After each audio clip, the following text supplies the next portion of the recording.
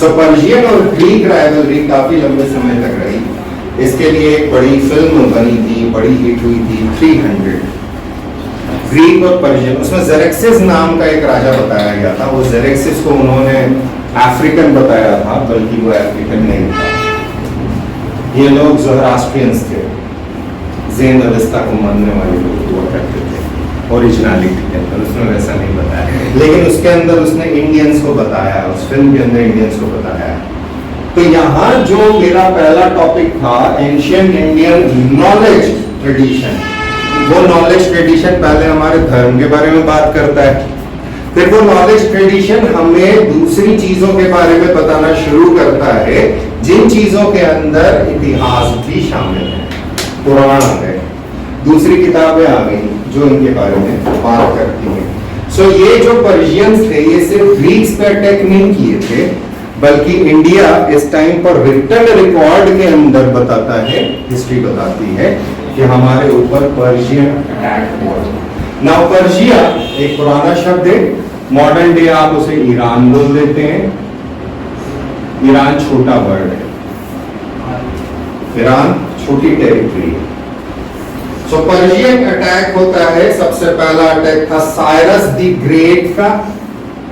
Cyrus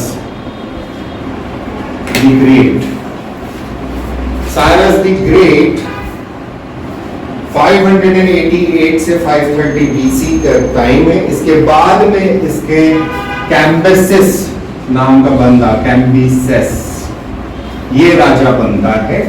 Cyrus, कैम्बिसेस, कैम्बिसेस के बाद Darius one, Dara one, Darius the first, फिर आता है जेरेक्सिस, फिर आता है डैरियस टू, और इसकी भिड़ंत होती है ग्रीक लोगों के एक राजा के साथ, जो का नाम था अलेक्जेंडर द बड़का वाला, ग्रेट। सो ये खेल है। तो पहला अटैक जो साइरस का था, इसने हिंदू कुश, गांधार, हिंदू कुश के आसपास वाला बेल्ट, गांधार प्रदेश, ये हड़प लिया था, या ये कह लीजिए कि इंडस के वेस्ट वाला हिस्सा, वेस्ट ऑफ इंडस वाला हिस्सा इसके पास चला गया। Cyrus the great. कहा जाता है इसने कपिसा नाम का एक स्थान को तबाह किया था।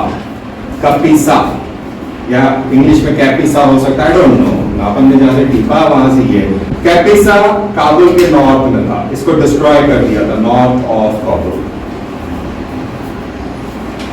ये लोग आजकल यहाँ जा रहे हैं, इंडिया के इसको छोड़ के एंशिएंट इंडिया के पाकिस्तान वाले पोर्शन पे फोकस रखते हैं। पिछले कुछ साल के क्वेश्चंस उठा के देखो, questions are targeted on this side, इसलिए I want you to pay attention on this side. Clear हो गया? और ये बंदा जेड्रोशिया नाम के स्थान पर हार गया।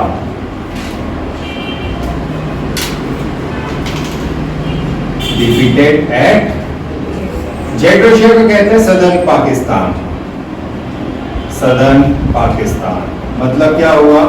आइदर इट वाज सिंध और वेस्ट में बलूचिस्तान, बराबर, मोस्ट प्रोबेबली सिंध में वो हारे। तो that was the term used as Gedrosia. पहला बंदा गया। दूसरे बंदे का इतना ज्यादा कोई खास काम नहीं था। कैम्बिसेस इंडिया के ऊपर कुछ होने, इंडिया से सिर्फ ट्रेड रिलेशंस रखते थे। ये लोग लोगों को अपॉइंट करते थे, हाथी घोड़ा मंगा के वहां से खरीद के आर्म्स खरीदते थे, तलवारें, भाले, तीर, हाथी खरीदते थे। तो that was a trade input. Military का रिक्वायरमेंट पूरा करने के लिए ट्रेड चालू हो गया। बदले में क्या आएगा?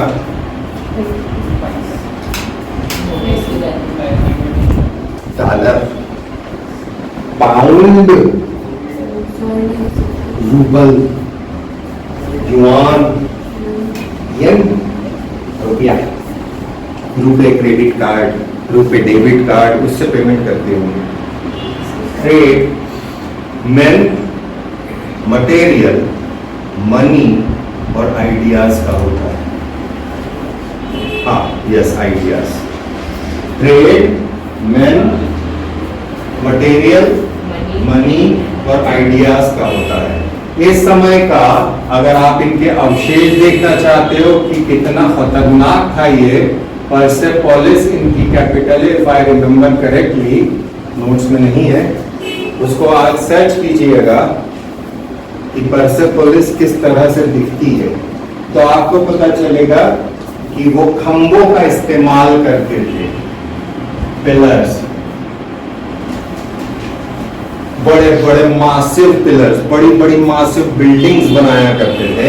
And ultimately we will get into that, और आने वाले समय में हमें खंभे दिखना चालू होंगे जो आज मॉडर्न हमें मिलते हैं। इसके बाद डायरियस 1 आता है, और इस टाइम पर जो ये गांधार क्षेत्र था, ये कांधार हो गया था।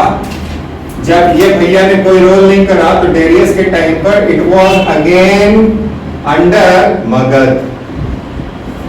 मगध के अंडर में हुआ करता था कांधार, और सीमांत प्रदेश था, बॉर्डर एरिया था, वहां उनके गवर्नर हुआ करते थे। और इसने अटैक किया मगध का, कांधार जीता, अफगानिस्तान ऑफ कोर्स वही वाला हिस्सा है। अब आप है ना, इसको कांधार को अगर आप ऑब्जर्व करोगे ना, तो Kandahar lies here, Kabul lies here, और Iran lies here, Iran, Kandahar this, और बीच में एक पास मिल जाते हैं हमको जहां से ये लोग एंटर किया करते थे। So it was very easy for Iranians और Persians, not Iranians, Persians to travel to north. North में गांधार, कांधार, और नॉर्थ से काबुल, और फिर काबुल से पेशावर, पुरुषपुर, तक्षशिला, ये रूट है। This was the route. बाज बीच में बहुत खतरनाक माउंटेन, बलूचिस्तान क्यों नहीं, डेजर्टिफाइड एरिया, जा सकते हैं बलूचिस्तान से भी, लेकिन ईरान को अगर आप देखेंगे तो Iran is not a coastal country. Iran खुद एक माउंटेनियस टेरिटरी है, उसके अंदर उसकी कैपिटल पर्शिया की अंदरूनी साइड में, समंदर के ऊपर नहीं है उतनी। ओके, कांधार, अफगानिस्तान, और साथ ही साथ में ये बलूचिस्तान को भी कैप्चर कर लेता है। सो वेस्टर्न पाकिस्तान किसके पास चला गया, वापस पर्शियंस के हिसाब में। और कहा जाता है कि इसके पास वेस्टर्न पंजाब भी था, और इसने इसको अपना एक गवर्नर अपॉइंट करके एक सूबा यानी स्टेट यानी एक प्रोविंस बना दिया था। और उस टाइम पर जो सिस्टम इन लोगों ने इवॉल्व किया था, उसे कहते थे क्षत्रपी सिस्टम। क्षत्रप्स या क्षत्रपी सिस्टम, तो ये उनकी एक क्षत्रपी हुआ करती थी। और एक सोर्स में कहा है कि ये उनकी 24वीं क्षत्रपी थी, एक सोर्स में कहा है 20वीं क्षत्रपी थी। 20वीं कहने वाले हेरोडोटस है। हेरोडोटस नाम का स्कॉलर है, वो लिखता है कि ये इलाका उसकी 20th क्षत्रपी थी, यानी 20 स्टेट हुआ करते थे पर्शिया। अब कहां से मिलता है, तो परसेपोलिस का इंस्क्रिप्शन है, और नक्श ए रुस्तम, परसेपोलिस इंस्क्रिप्शन अभी इंडिया में नहीं है, तो एंशिएंट इंडियन नॉलेज ट्रेडिशन नहीं है, लेकिन इंडिया के बारे में जानकारी है। वेस्टर्न पार्ट ऑफ इंडिया जो आज मेजर पाकिस्तान और अफगानिस्तान वाला है, उसमें और 16 महाजनपद के ये हिस्से हुआ करते थे। यहाँ पे 2 महाजनपद हुआ करती थी जो चली गई, लॉस्ट। इसके बाद में जेरेक्सिस आता है, लेकिन जेरेक्सिस जिसके ऊपर 300 नाम की फिल्म है, इसका युद्ध चलता है ग्रीस के साथ, तो वो इंडिया की तरफ ध्यान नहीं देता, लेकिन इंडिया से मैन मटेरियल और दूसरी चीजें मंगाता है, खासतौर पे मैन और मटेरियल। तो हथियार और लोग उसके साथ ग्रीस अटैक करने गए थे। वहाँ पे वो डिफीट होती है उनकी अल्टीमेटली। हाँ ऐसी डिफीट नहीं है बट हाँ फिर भी उसके बाद में फिर अलेक्जेंडर द ग्रेट उगता है पेड़ पे, कहीं से प्रकट हुआ। वो काले फिलिप का बेटा था, फिलिप द वन आइड, एक आंख से अंधा था उसका बाप, जो को नाम तो फिलिप द ग्रेट। उनको बालक थे, इनकी अम्मा जो थी वो कुछ देवीय गुण रखती थी और इनको गुरु जो था वो था अरिस्टोटल। अब ये जो अरिस्टोटल भैया हैं ये इनको काफी कुछ सिखाते हैं, बहुत सारी चीजें सिखाते हैं, कंबाइंड ज्ञान इसको मिलता है। अब इस ज्ञान को लेकर ये पहले पश्चिम जाता है।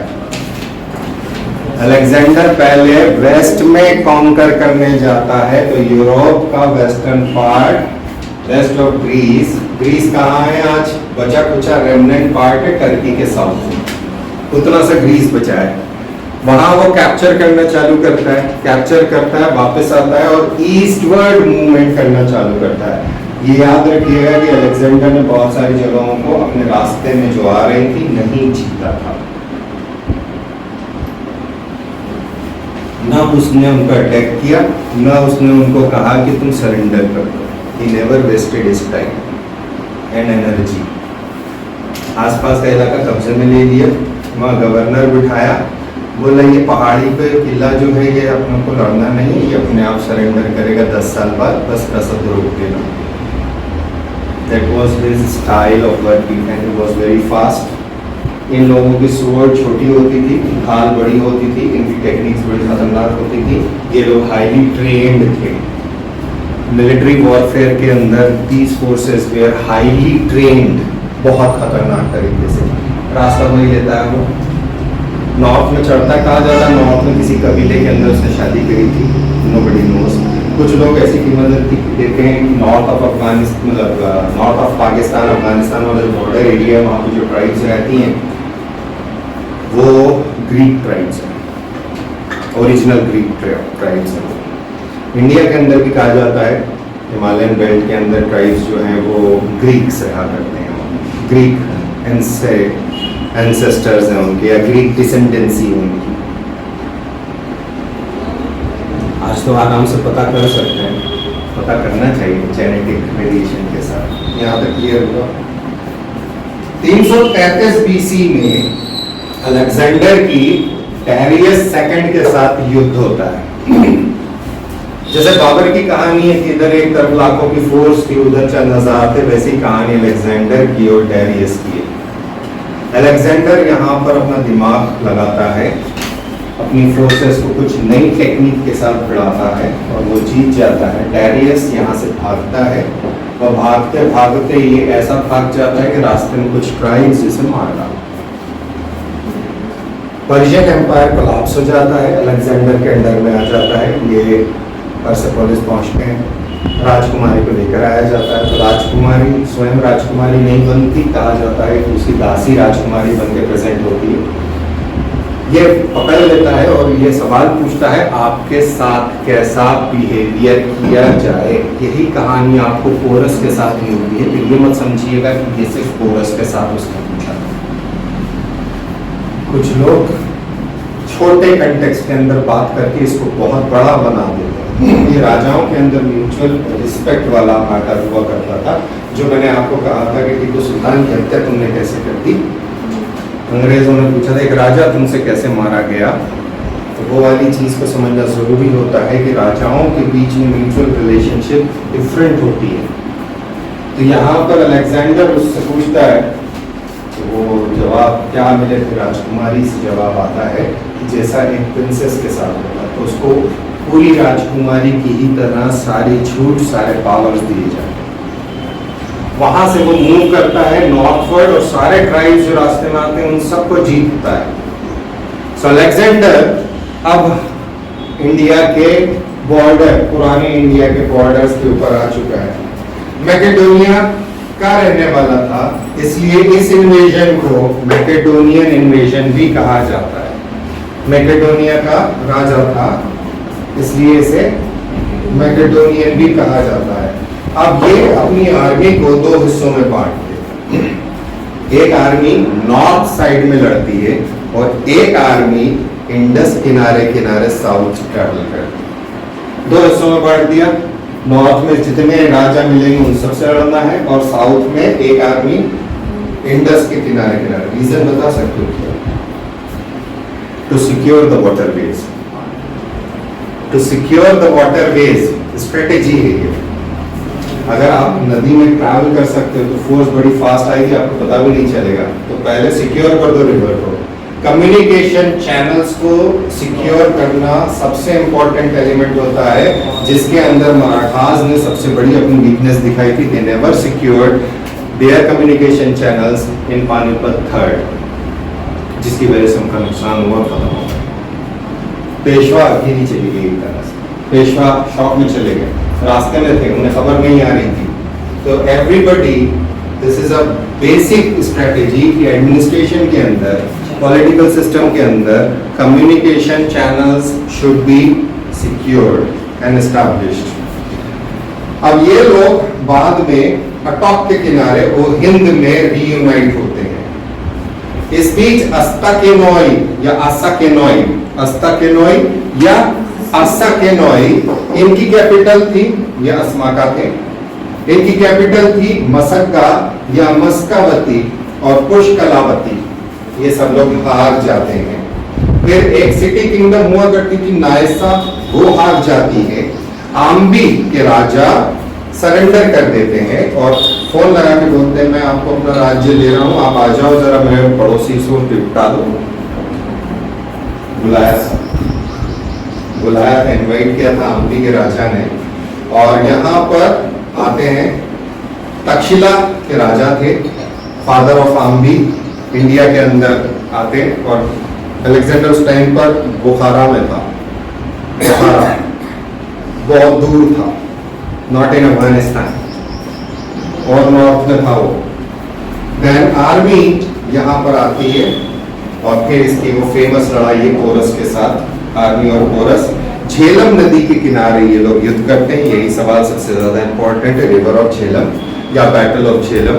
ईयर आपके लिए इंपॉर्टेंट बन जाता है। इसको बैटल ऑफ हाइडास्पस भी बोलते हैं और बैटल ऑफ वितस्ता भी बोलते हैं। 326 बीसी, 326 बीसी। पर्शियन एम्पायर का कोलैप्स 333 बीसी, 323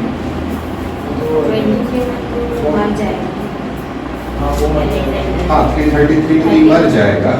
सो उसके कुछ साल पहले, ये मरेगा भी यहीं पर, सॉरी मरेगा भी वहीं पर, और फिर उसकी बॉडी को ले जाएंगे इजिप्ट, मरेगा भी वहीं पर।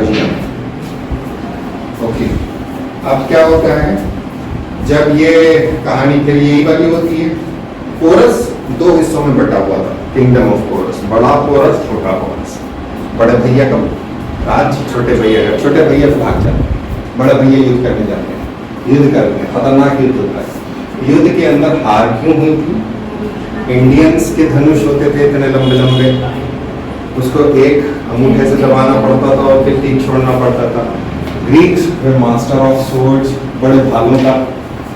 तो बारिश खतरनाक हो गई, खतरनाक वाली बारिश, तो फुटहोल्ड नहीं जम पाया सैनिकों। तीरंदाज अपना पैर जमा नहीं पाए, तीर चला नहीं पाए, हार गए और लाइट चली गई। थोड़ा सा थोड़ी सी रोशनी। हाँ ये गया ना, अब इसको डाटा पे ले लो बेटा जी, बेहतर होगा। सुबह से जा रही लाइट आज, 2 बार मुझे सिस्टम बंद करना पड़ा है आज, तुम परेशान कर रही लाइट। ओके, इसके बाद में छोटे छोटे रिपब्लिक्स हुआ करते थे यहाँ, जैसे काथास, ये हार गए। ब्यास नदी के किनारे इसके सिपाहियों ने मना कर दिया कि हम लोग अब लड़ाई नहीं करेंगे, हमें वापस जाना है। कब से चल रहे थे, सालों हो गए थे इनको लड़ते लड़ते। आम्बी जब जा रहा था तो इसने अपने पूरे इलाके को 5 हिस्सों में बांटा। आम्बी जिसने बुलाया था, आम्बी को बोला कि झेलम नदी के वेस्ट हिस्से में तुम राज करो। आम्बी को एक राज्य बनाया, बाकी बोला उसने पोरस को, बोले बियास से झेलम के बीच में पूरा पोरस राज करेगा, और अभिसार को बोला कि कश्मीर के ऊपर राज करो, और साथ ही साथ में उरासा नाम का एक और क्षेत्र था वो भी उसमें ऐड कर दिया गया। अलेक्जेंडर जब वहां से निकला तो ये भिड़ता है मालवास के साथ। मालवास एक ट्राइब होती थी जिनका एक्सटेंट हमारे मालवा तक भी था, पंजाब में भी था, बड़ी ट्राइब हुआ करती थी। इसी वजह से एमपी के अंदर मालवा प्लेटो है, पंजाब में मालवा प्लेन्स है, तो उस ट्राइब के ऊपर नाम रखा है। उन्हें हराता है ये हराता है शूद्र कास्ट को, और ये हराता है अगला सोसिस को, और दूसरे रिपब्लिक जो थे वो सरेंडर कर देते हैं।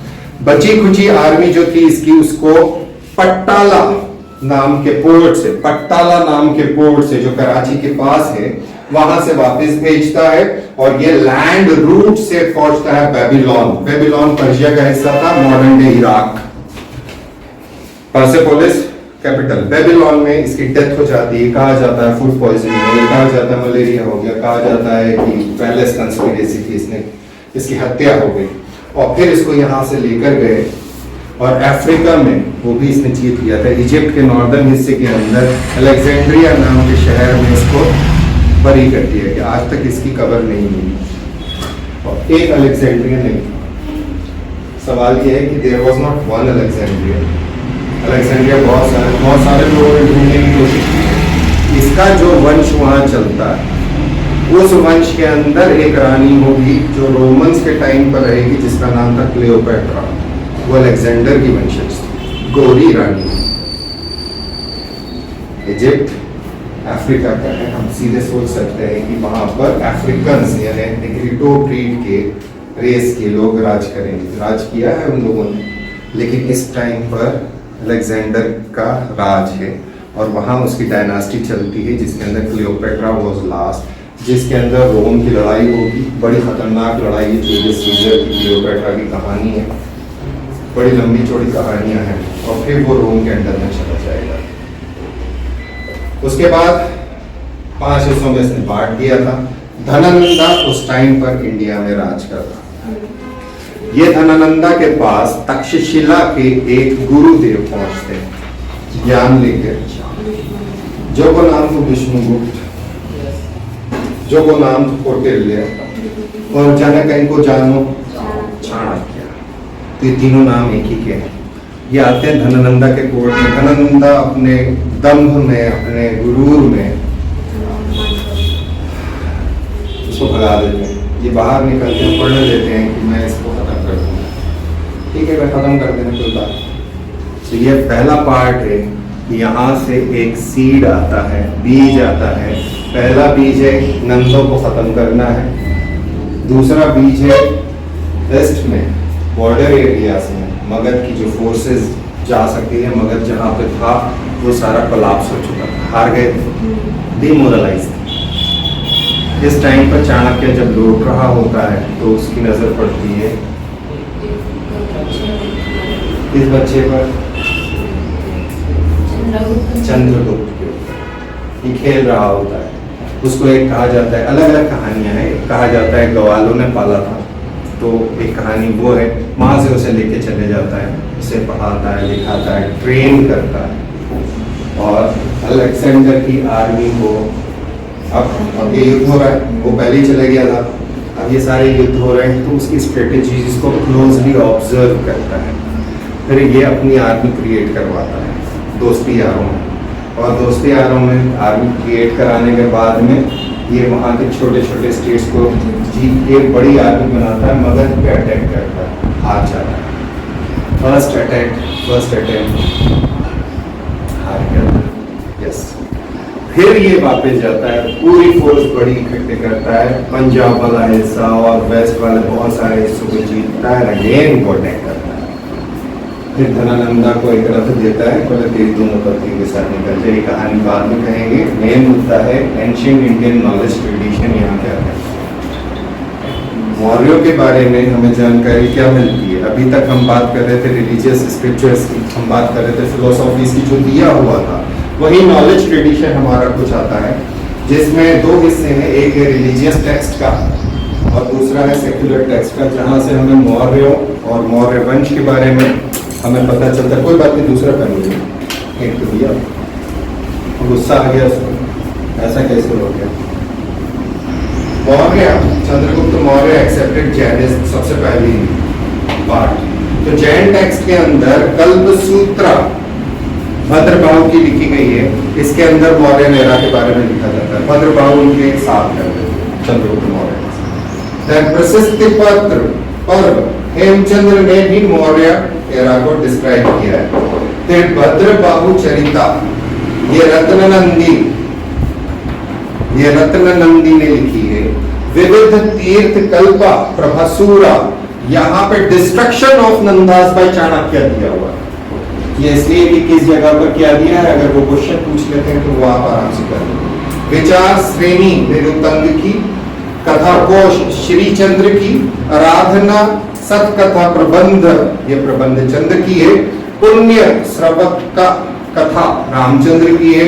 आराधना कथा कोश नेमी दत्ता की है। बृहद कशा कोश कथा कोश हरिसेन की। ये सारे जैन टेक्स्ट हैं जिनके बारे में हमें मौर्यन एम्पायर के बारे में पता चलता है। Why Mauryan empire? क्योंकि हम लोगों ने जो देखा था महाजनपद के अंदर पॉलिटिकल स्टेट्स का फॉर्मेशन, शुरुआत में रिपब्लिकन थे, मोनार्कियल स्टेट्स बनना चालू होते हैं, बुद्ध के टाइम पर 4 बचते हैं और उसके बाद मगध की सुप्रीमेसी आ जाती है। अवंती फिर से फ्री हो जाएगा, अवंती फिर आज़ाद हो जाएगा। अवंती को जब लिया जाएगा, लेकिन अवंती से लड़ाइयाँ चल रही थी जो मैंने लास्ट टाइम कहा। अवंती नॉन स्टॉप रखता रहेगा और Avanti was very very very powerful at that time. बाकी को अवंती ने जब लिया था, मगध भी जब रहा, अवंती भी जब रहा। तो बड़े पावर्स के अंदर महापद्मनंदा सबको एक कर चुका था, अपना स्टेट बना चुका था और नंदास को वो इनहेरिटेंस में मिला था। धननंदा के पास वो इनहेरिटेड था, उसने नहीं जीता, उसने वो खून पसीना नहीं बहाया था। ये होता है हर एक डायनास्टी के साथ। कुछ डायनास्टी बहुत लंबे सर्वाइवल में रहती है क्योंकि उनके पास कोई दूसरा टकराने वाला नहीं होता। लेकिन जब टकराव बहुत ज्यादा होते हैं तो अक्सर डायनास्टीज 3-4 के बाद डाउन हो जाती है। एक राजा फाउंड करेगा, दूसरा स्टेबल करेगा, तीसरा पीक पे पहुंचेगा, चौथा आएगा, खत्म होना चालू हो जाएगा, 5वें में destruction.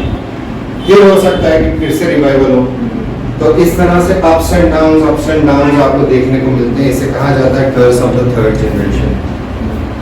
Curse of the third generation की बेसिक फिलोसॉफी, आज तो कोई राजा है नहीं, लेकिन अगर आप अपने बच्चों के ऊपर ज्यादा खर्चा करते हैं कमाई से, या आप ऐसा खर्चा करते हैं जो आपकी कमाई के साधनों से गया हुआ है, तो आपके पूर्वजों की संपत्ति अब उड़ा देगी।